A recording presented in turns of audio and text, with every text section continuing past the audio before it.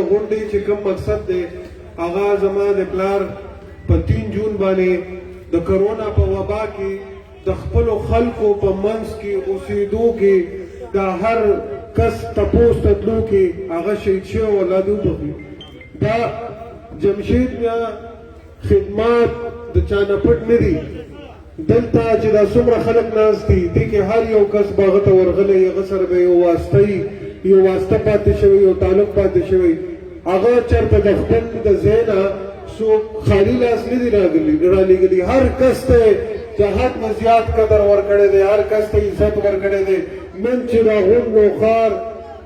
غونډ نوخار ولاړ دی او دومره په ترقۍ دی دې کې د هغه خدمات شامل دي.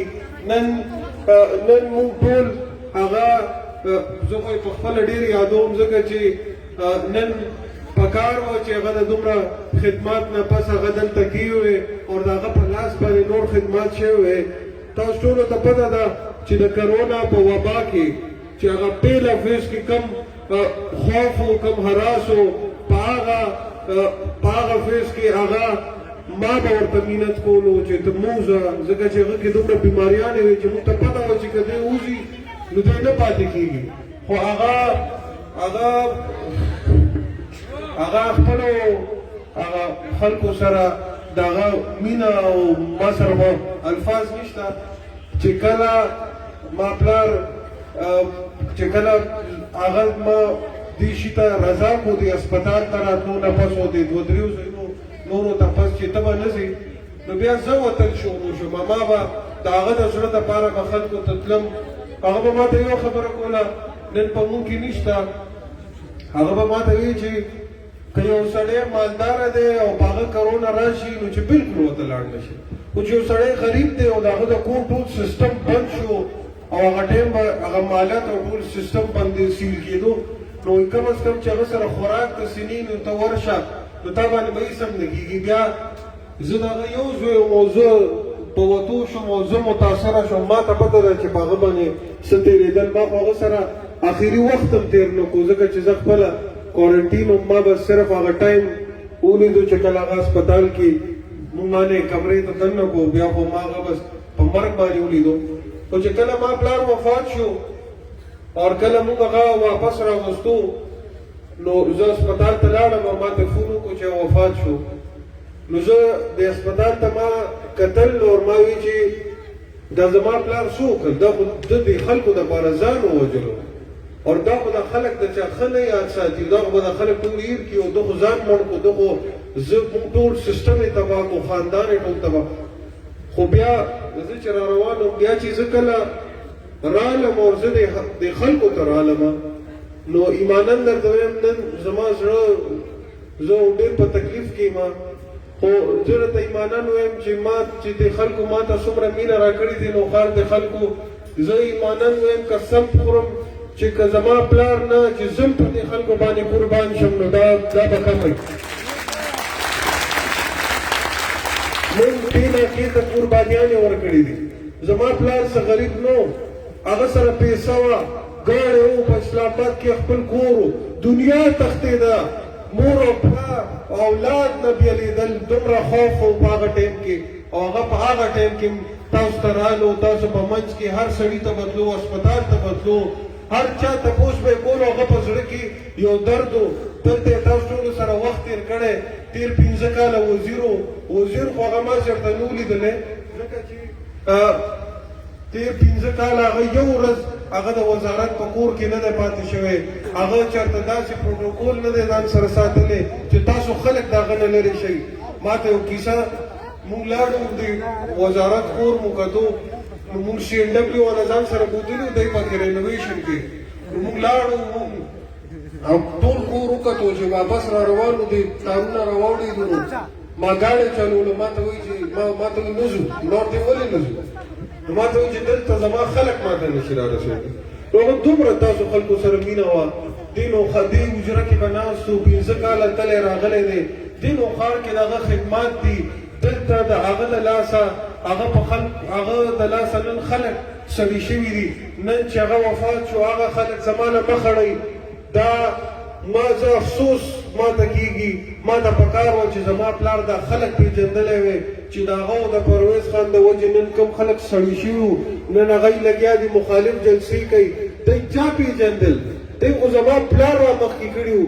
دی هغه به ورته کارونه ورکول چې یو ناظم سي چې هغه ورته 1 روپۍ نه ورکوله، نو د دی هېڅ حیثیت نو. دی د دې قوم دا خدمت هم دی په غرض باندې کړی و، څه خدمت یې کړی و، ټول سیسټم یې تباه و برباد کړی و.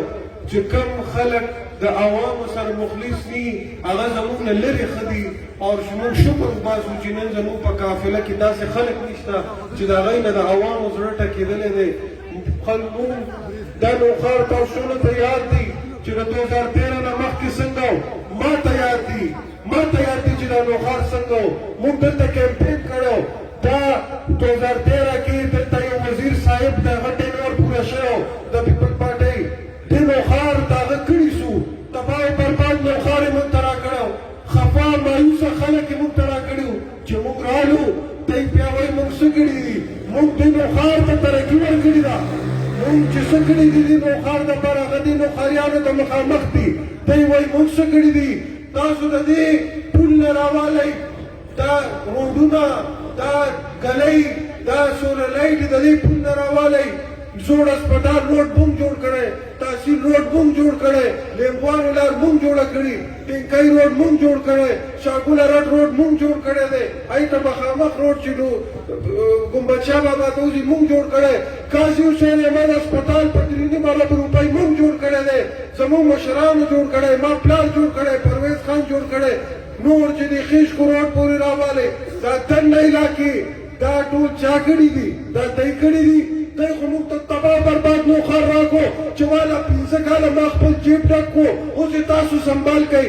موږ پې غیرت وکړو، موږ په دې نوښار باندې غیرت کړی، موږ دا نوښار راپاڅولو. نن د نوښار هر روډ پوخ دی، نن په نوښار کې ترقي ده، نن نوښار کې رڼاګانې دي، نن په نوښار کې یو جومات نشته چې هغې ته موږ فنډ نه دی ورکړی. نن د جوماتونو کې موږ سولرې لګوو چې تاسو ته تکلیف وي. نن موږ د جومات د امام د تنخواه خبره کوو، نن موږ د اسلام خبرې کوو. موږ پرویز خان چې وزیر اعلی و، زه درته وایم چې موږ د اسلام دپاره څه کړي. موږ ناظره لازم کړي، موږ 10 پورې ترجمه لازم کړي، موږ قرآني د اسلامیات په سلیبس کې چې څه فرقونه وو موږ هغه غلطیانې ویستې دي.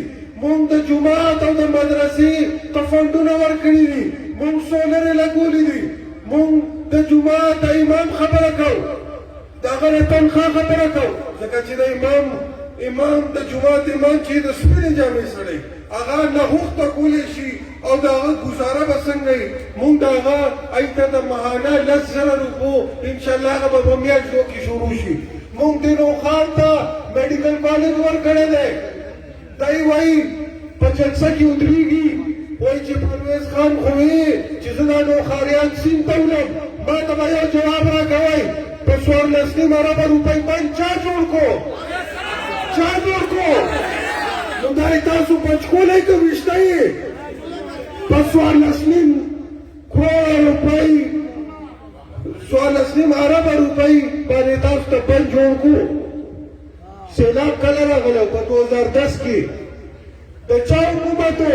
د MP. دلته وزیر څوک و؟ د پیپل پارټي. څه یې درته وکړل؟ یو بد خو مې راته جوړ کړی، هسپتال یې خو درته نه شو جوړولی. څه یې درته وکړل؟ نن راځي دوی په تقریر کې وایي چې پرویز خټک سیند ته ووایي. پرویز خټک په دې نوښاریانو دومره مین دی او په دې نوښاریانو دومره مین دی چې دی ته بند جوړ کړو چې د ټول ژوند دپاره دی ته اوبه تکلیف نه ورکوي.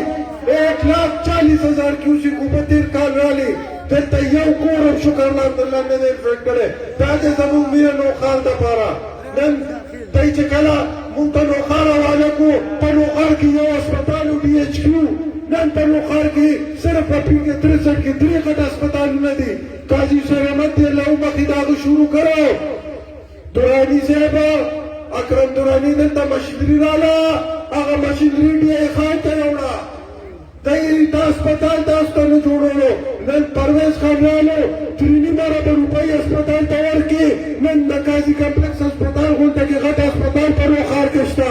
نو قاریانو تاسو خو محرومه وای د صحت نه محرومه وای د تعلیم نه محرومه وای د سړکونو نه محرومه وای هېڅ سیم درته نو درکړي په تیاره کې ساتلي وای ووټ به یې نه اخیستو او خپل جیبونه به یې ډکول نن پرویز خان په تاسو باندې غیرت کړی جمشید میا په تاسو غیرت کړی نن پرویز خټک اور جمشید میا تاسو ته اکنامک زون دی چې کله وزیر اعلی اکنامک زون یې درته راوړو چې تاسو د جابونو مسله ختمه شي د هر سړی سرکاري نوکر کېدی خو نه شي دا دی کومه خبره کوي نن دی خلک ګمراه کوي دی وایي چې وروره د مونږ یو ایم پي ای ته دی پاسي دی به خلکو ته روزګار ورکوي پنځه کاله کې دی نوښار ته څه ورکوي پرویز خان خبره کوي وایي زه هلیکاپټر کې روان وم د روتي را سره ناست و وایي ما ورته چې حیدر خان ډوبېږو بند راته ووه وایي ما ته وایي پیسې را سره نشته نوښاریانو تاسو دپاره ورسره پیسې نشته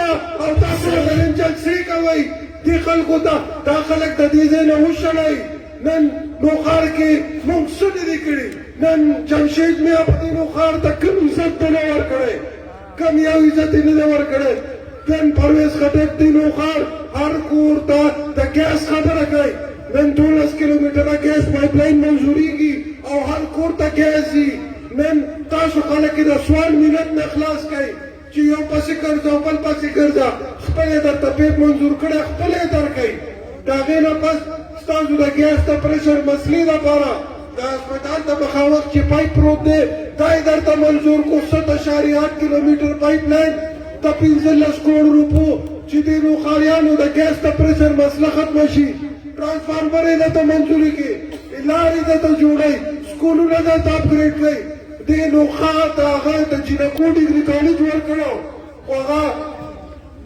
بدقسمتۍ دی چې د ځای د کمتیا د وجې هلته مونږ چې کوم ځای کې کړی و په هغه ځي په ځمکې باندې مسلې وي هغه ونه شو خو دا مې سره وعده ده زه اعلان کوم چې په دې نوښار کې کوم سړی د کالج دپاره ځمکه ورکوي د ماشومانو د زموږ د خویندو میندو د کالج دپاره دی ځای ورکوي زه ورته له پرویز خان دا اعلان کوم چې کله یې ځای ورکړو 2-3 میاشتو کې به ورته مونږ کالج منظور کړی انشاءالله